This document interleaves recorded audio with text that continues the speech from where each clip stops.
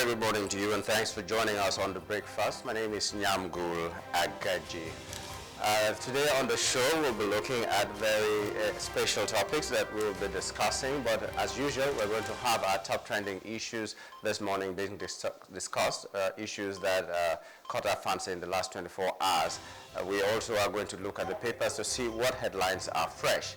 And we will also be looking at some of our hot topics this morning. The hot topics, we will have U.S. reaches far to tap Dangote refinery for aviation fuel supplies. We have understood that Dangote is now supplying fuel to the U.S., is exporting to the U.S., even as in Nigeria there is uncertainty about the price of petrol in the country.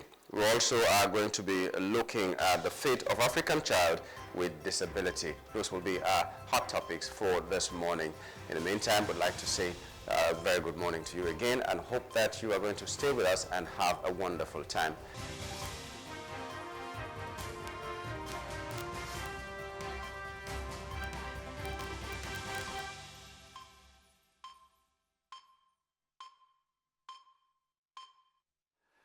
Our quote for today is from Terry Guillemets, and it says, "Health is a relationship between you and your body." Health is a relationship between you and your body. We've used this quote so many times so that we can continue to remind you that health is a very, very essential part of your existence in this world. If you don't have health, you may not have anything else. No matter how rich you might be, your bank account may be very fat, but if you're not healthy enough, you may not even enjoy this money. But it is said that it is a relationship between you and your body. So how much do you do to keep this relationship going? As I always say, a relationship is fueled by communication. So when your body talks to you, just consider that your body is your wife and she talks to you. How do you respond? Do you just keep quiet and not say anything or act on what is being told you? That's what your body does. If it tells you that, okay, you know what, there's something coming somewhere, and maybe it brings you a headache or something, and you ignore it, you might be ignoring it to your own detriment, because tomorrow that thing might degenerate into something else that you may not be able to cover with the finances you have or the time that you have or something, and it will be a very bad thing to you. So listen to your body. Have that relationship with your body. Make sure you pamper your body as much as possible. And by pampering, I don't mean that you're going to club to tell your body that you have the money to spend and all that. Listen to it. Give it what it needs. If it needs exercise, give it to it. If it needs good food, give it to your body, whatever it is that it needs. And I'm not talking about junk food where you're talking eat healthy. And by eating healthy, it means eat natural and as much as possible avoid the things that have been enhanced by chemicals and all that, and avoid junk as much as you can. Avoid soda, avoid a lot of things. Listen to your doctor as well, and make it a habit that you can always go to check yourself every once in a while, maybe every 6 months more, or maybe even every year. Check yourself and see how your body is doing. How is your heart rate? How is everything about your body? And you just might be able to nip a problem in the bud and save yourself the wahala, as we say in Nigeria. So listen to your body. That's the quote this morning talking to you. So we'll go straight to the top trending issues for this morning. Justice Obiora Egwuatu of the Federal High Court in Abuja has recused himself from the case filed by Senator Natasha Akpoti-Uduaghan, representing Kogi Central District. The case centers around a dispute between Akpoti-Uduaghan and Senate President Godswill Akpabio over a seat arrangement where Akpoti-Uduaghan accused Akpabio of sexual harassment. The judge's decision to withdraw came after Akpabio expressed a lack of confidence in the court's ability to fairly hear the case, citing concerns over potential bias. The development occurred during the proceedings on Tuesday, where Justice Egwuatu explained that the allegations of bias from the third defendant, Akpabio, were central to his decision to recuse himself. He stated that the case would be reassigned to another judge by the Chief Judge of the Federal High Court, Justice John Togo. The case has been controversial, particularly following Akpoti-Uduaghan's claim of harassment and the Senate's subsequent suspension of her for 6 months over alleged misconduct. Earlier, Justice Egwuatu had granted an ex parte order preventing the Senate Committee on Ethics, Privileges and Public Petitions from proceeding with disciplinary actions against Apoti Uduaghan. The lawmaker had sought a restraining order to halt an investigation by the Senate and its Ethics Committee. We really need to know the grounds on which somebody can have a case and make sure that the judge recuses himself because of this. It cannot only be that when you're not comfortable, when you feel that the judgment may not go in your favor, you begin to make noise and say that the judge will be biased and this and that. There must be ground solid enough to be fair enough. So what if another judge comes and says, okay, you know what, you can hear the case of Natasha Apoti, which this judge that has recused himself has already said cannot be heard. And that means it is in favor of the Senate president. And then Natasha comes up and says that that judge is biased as well and should be removed. And there will be a back and forth whose judge will stay, which judge will stay as well, and we will be, just making sure that judgment is not given when it should be given. So what are these grounds where someone can argue his case that, oh, you know what, this judge cannot judge my case? Because it seems as if once it is not in your favor, you begin to complain that the judge is biased. Biased over what? Are the facts not there? Are the facts there? There are questions that we need to ask. And I think maybe at some point the legal luminary will have to come and explain to us what kind of rights an individual has and what the conditions are that are proven that maybe a judge is biased or something. Because this is what we've been seeing all the time. A judge rules in favor of your opponent and you say the judge is biased. We saw that in Nnamdi Kanu complaining all the time that the judge is biased because of one thing or the other. But are they not supposed to be working with facts? Are they supposed to be working with emotion? I do not understand that. But for now, we know that it's the right of every individual to say, I'm not very comfortable with a particular judge or the other. My fear is that that right may be abused in some quarters. So we need to know clear-cut definitions of situations where someone can complain and who is it that is going to investigate, who is it that is going to probe that allegation and accept the fact that this judge is biased or not biased, so that we can move on and not just be looking for judges that will be in our favor. And we are seeing that a lot in Nigeria right now. But we do hope that justice will prevail in this issue. Now, former National Security Advisor Colonel Sambo Dasuki retired, and 3 others were rearraigned in Abuja on Tuesday over alleged involvement in a 33.2 billion naira fraud. The charges brought by the EFCC involve criminal breach of trust and dishonest release of public funds. Dasuki is joined by former NNPC GM Aminu Babakusa and two companies, Acacia Holdings Limited and Reliance Referral Hospital Limited. This case follows previous charges filed against Dasuki in 2015 for a 15.5 billion naira fraud, which was later expanded to include the current charges. The trial had been delayed after the prosecution presented only one witness, and both cases have faced setbacks due to the DSS's refusal to release Dasuki on bail. At Tuesday's hearing, the defendants pleaded not guilty. Their lawyers requested to maintain the existing bail, which the court granted. The trial was adjourned to July 1, with Justice Agbaza stressing the importance of the defendants' attendance. Same thing we're talking about from 2015, when the new administration came in, that's the administration of Muhammadu Buhari came in, this case started, and after that, it's been on till, this is 10 years. From 2015 to 20, is 10 years. That's what I was just talking about.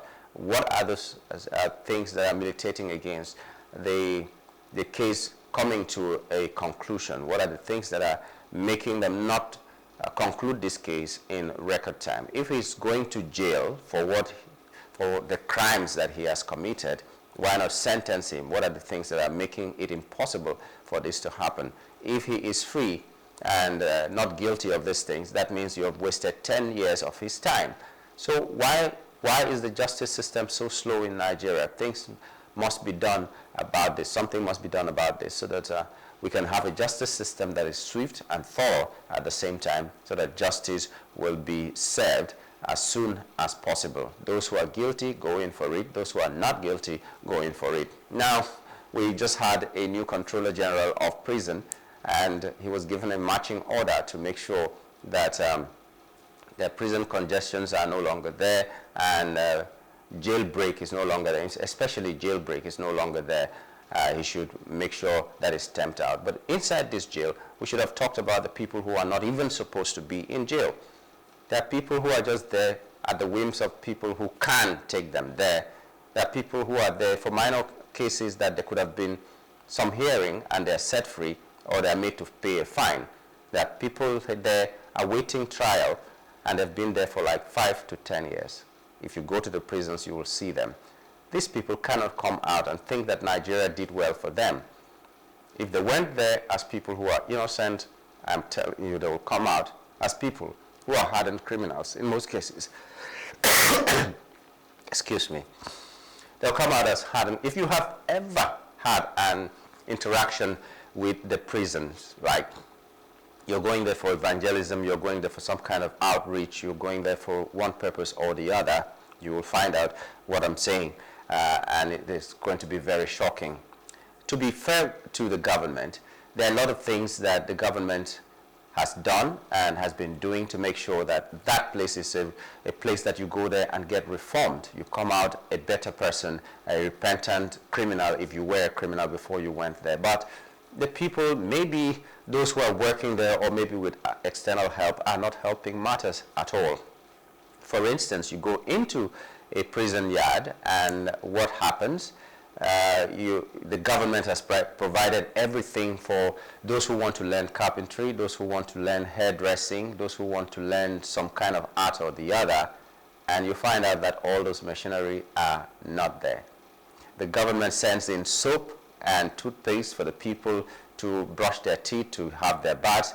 You go there and there is no soap, there's no toothpaste. The only people that will have toothpaste or soap are the people who have people coming from outside to visit them in the prison that will bring these items to them. And they are budgeted for by the government. So what is wrong? There's no monitoring, there's nothing to regulate those people. They can do the way they like. In fact, some prison officials have some shops outside that they sell items like this. If you want to quote me, but go into the prisons, you'll find out what I'm telling you is right. And then that helped us at the time when Bob Risky and was having these issues, and a lot of things came out to the fore. And some of us who already knew that these things happen were just laughing at it because this is what happens. But that's a digression. We're talking about Dasuki, and 10 years later, the case is still in court. It was being arraigned and all that. The justice system is too slow in Nigeria for our liking. Something needs to be done about it. Now, a recent report by the Nigerian Electricity Regulatory Commission, NEC, has revealed that Benin Republic and Togo owe Nigeria a combined sum of $8.84 million for electricity consumed in the fourth quarter of 2024, out of a total invoice of $14.5 million issued by the market operator. International bilateral customers paid only $5.21 million, reflecting a low remittance rate of 37.08%. Notably, mainstream Nigelec was the only company to clear its $2.6 million bill fully. The report showed that domestic bilateral customers also struggled with payments, making only 1.25 million naira out of the 1.8 million involved.